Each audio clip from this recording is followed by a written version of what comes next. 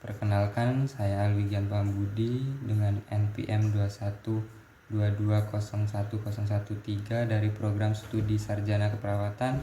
Di video ini saya ditugaskan untuk menggambar dan menjelaskan sel prokariotik.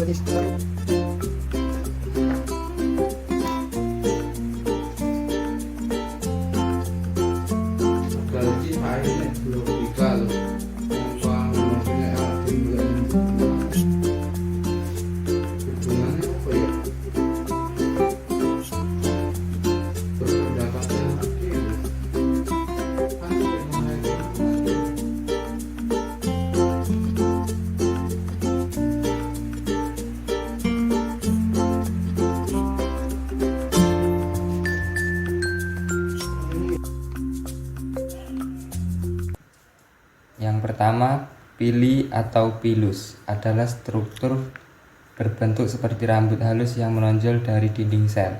Pili tersusun dari protein dan banyak terdapat dalam bakteri gram negatif. Fungsi pili adalah sebagai tempat masuknya materi genetik selama perkawinan dan membantu melekatkan diri pada jaringan hewan dan tumbuhan. Yang kedua, plasmid. Plasmid adalah DNA ekstramosomal yang berukuran lebih kecil dari kromosom dan berbentuk sirkuler. DNA pada plasmid mampu direplikasi sendiri. Jumlah dan ukuran plasmid pada sel bervariasi, bergantung pada jenis plasmid yang dimiliki. Fungsi plasmid adalah membawa sifat non-esensial dari DNA yang memberi keuntungan pada sel prokariotik seperti resistensi antibiotik, virulensi atau kemampuan menyebabkan penyakit, dan konjungsi berbagai plasmid dengan sel prokariotik lain. Yang ketiga adalah ribosam. Ribosam adalah mesin nanosintetis protein. Fungsi ribosam adalah melakukan translasi dan sintetis protein yang mengubah kode genetik DNA menjadi protein. Yang keempat, sitoplasma. Sitoplasma adalah cairan sel di dalam membran sel yang tersusun atas air, protein, lipid, mineral, dan enzim. Organel juga berada di dalam sitoplasma. Fungsi membran plasma adalah sebagai pelindung sel terhadap lingkungan ekstrakurikuler.